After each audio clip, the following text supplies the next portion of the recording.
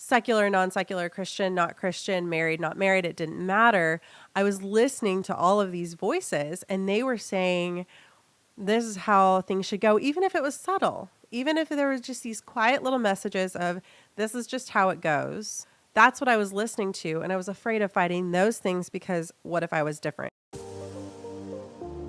Welcome to the community where passion for life and healthy sexuality connect beautifully and easily.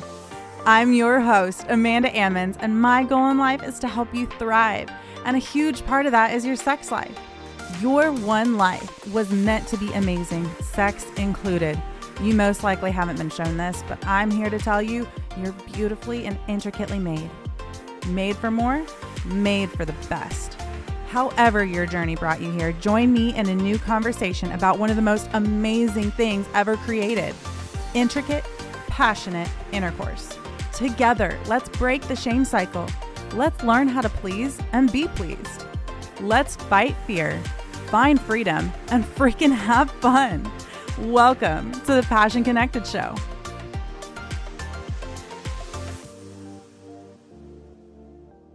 Okay, I am so glad that we're actually getting this episode recorded because I really feel like it was a struggle getting here.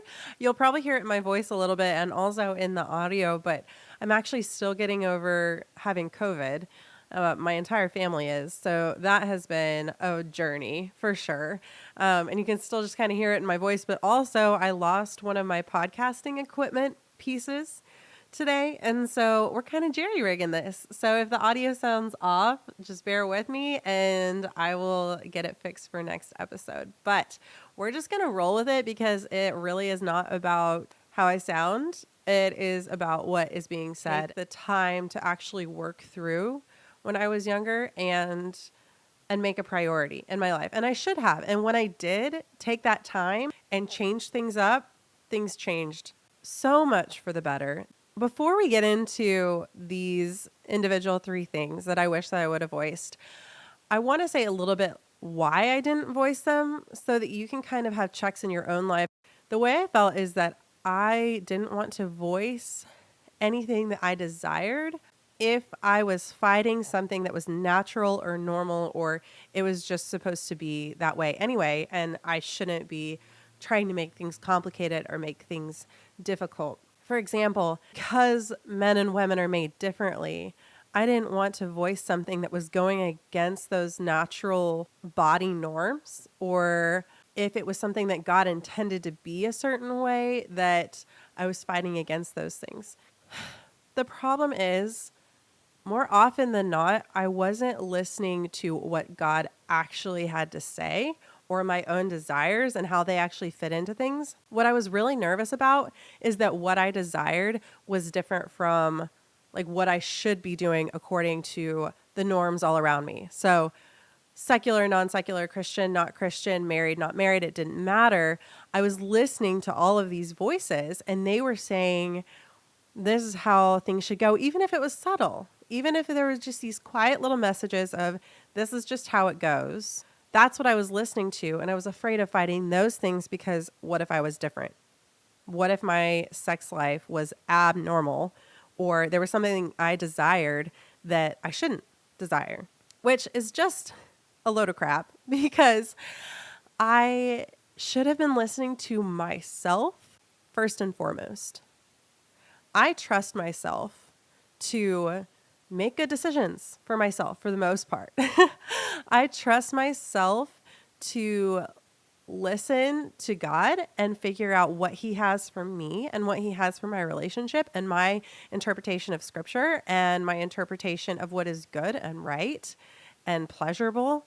And I always want to have input that I bring in. So I definitely listen to outside voices. I definitely am a researcher. I have got tons of books. I listen to tons of podcasts. I go to church and listen to the leaders in my church. I listen to elders in my life and my parents and my friends, and I ask them questions. But first and foremost, I need to stop and figure out what I actually want and what I actually desire. Because if I'm just going by the cultural norms and I don't align with those things, I'm not going to be satisfied.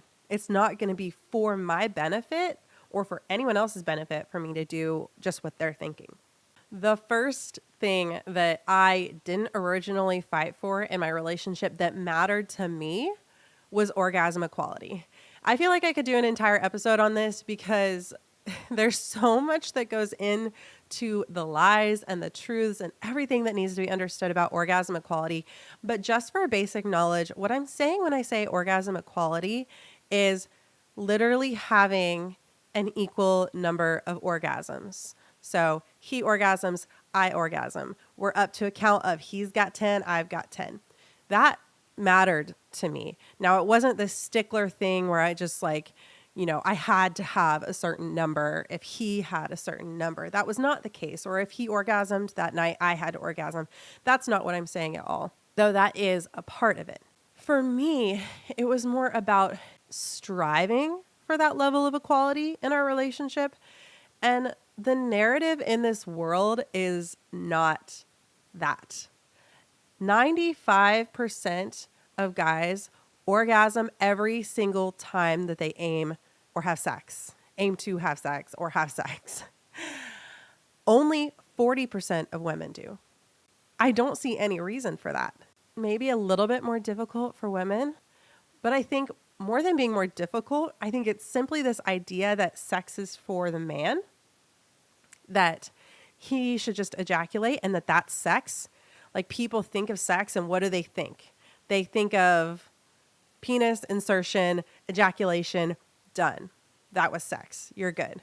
Like, once the man ejaculates, sex is over and it's done and you've accomplished your task. Sex is not that. Sex is this intimate connection. It is everything involved in sex. And if there is never penetration, you have still had sex to a certain level. And we're going to get into that in another episode. But what I'm trying to say right now is it should not be this unequal that women do not orgasm as much as men. We should have that kind of pleasure if we desire that kind of pleasure. I know that the lies that I fought was that since men ejaculate more easily, that it's just meant to be that way. And it's not.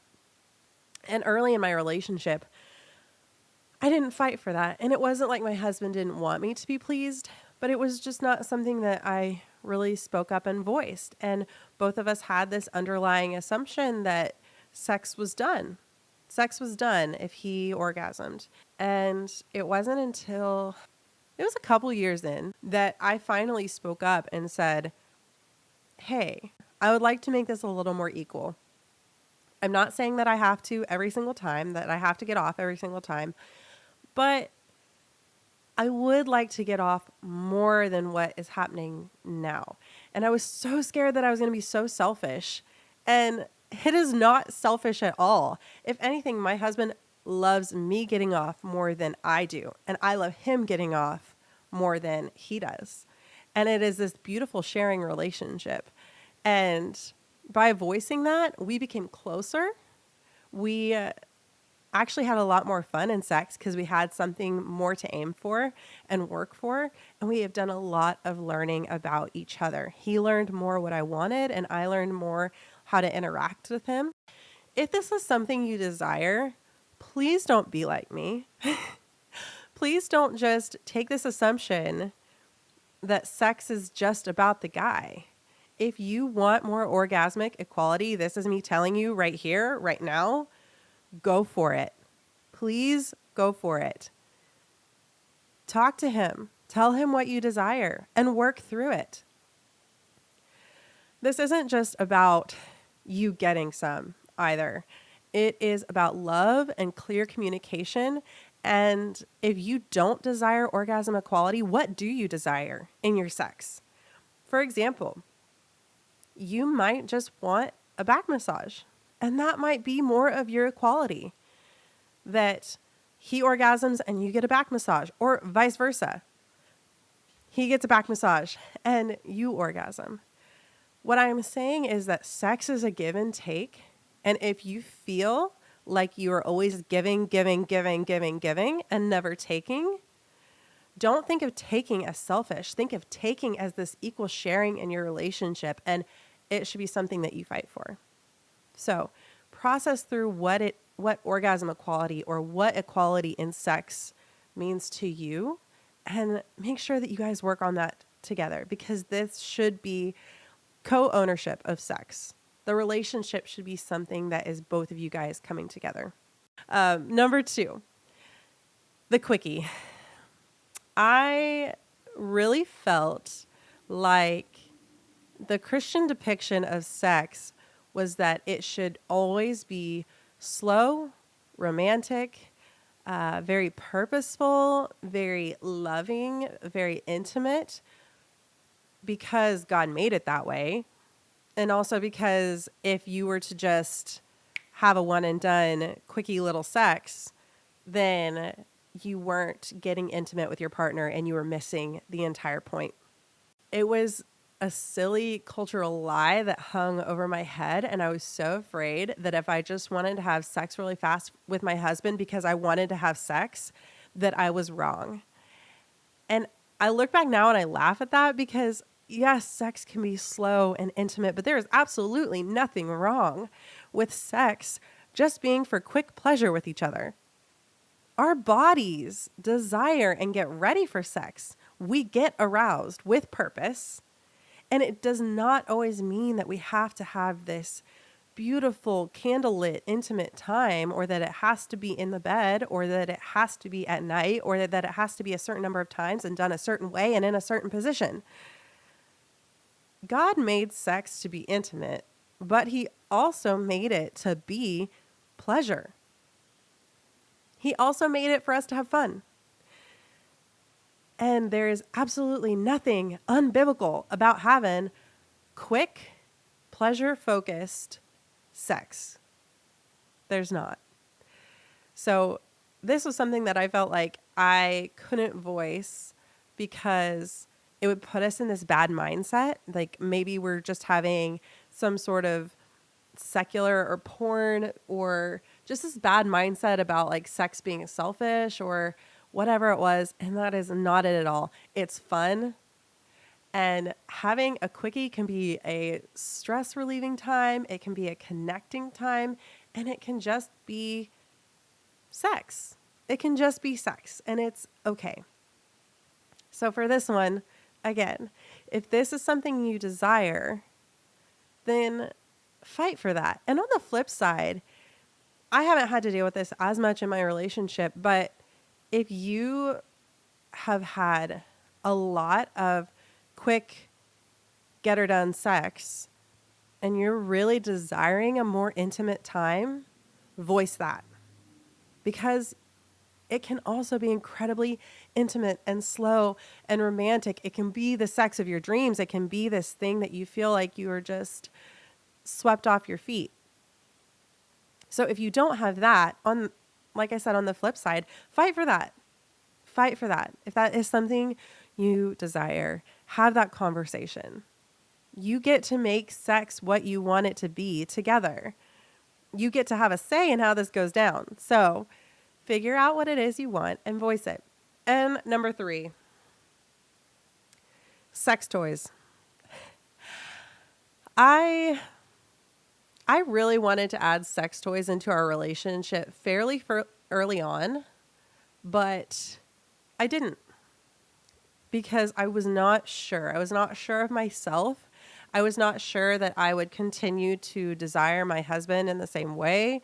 I was not sure whether or not I was replacing him. I felt like I was adding something into something that was already made to be perfect, and I shouldn't need sex toys, or that this physical object was somehow interfering with the intimacy between us.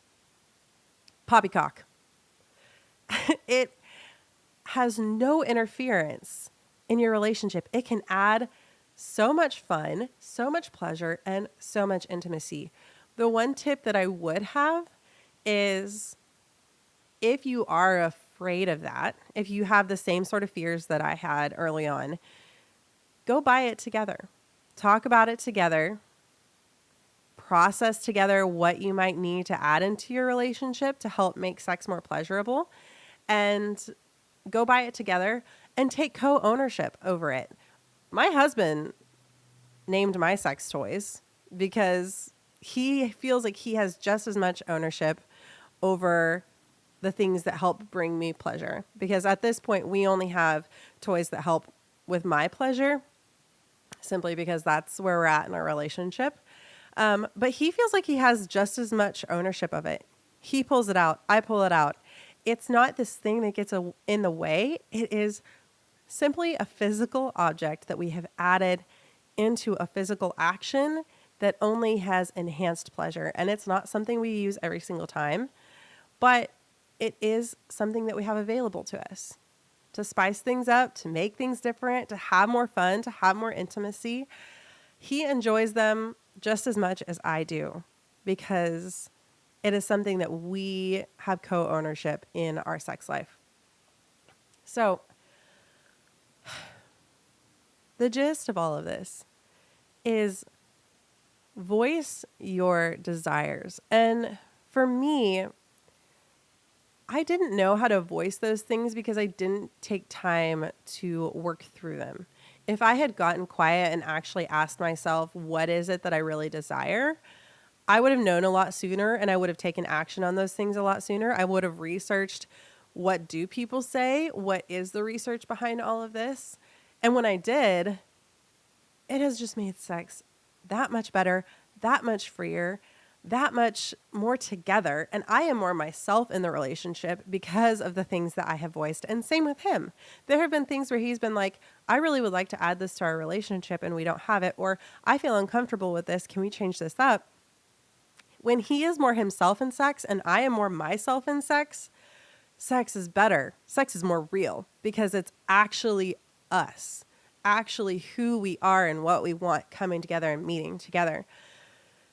I think a lot of times we don't know what we even want or what it is that we haven't voiced because, like I said, we haven't taken the time to work through these things and we can be blind to them. I know I'm blind to so many things in my life until I take a moment to actually think through it, think through my parenting style, think through my lifestyle, think through all the things that are going on that I haven't really worked through.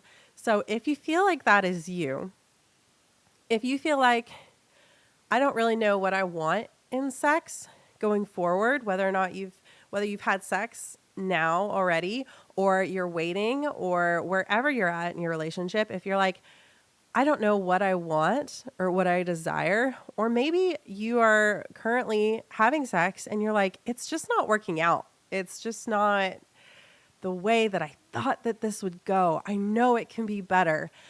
Check the show notes. I have my Design Your Own Sex Life PDF. It's this workbook where you can just work through these questions that will help you figure out what are my next steps. What is it that I think needs to be added or changed in my sex life to make it the amazing, pleasurable thing that it is supposed to be? And I promise it is going to help you find clarity on who you are in sex. So if you want that, go ahead and find it in the show notes. I will have a link there. There's no gimmicks. It'll just be sent to you in an email and you can download it. There's also a video where I can help walk you through it if that's more your style. I feel like it was really helpful. Just take a moment to work through it with somebody. So there's also that, and you'll get that in your email. With that being said, thank you guys so much for listening to this episode. I can't wait to see you guys here next week. We've got so many more fun things coming your way. I'll see you guys then.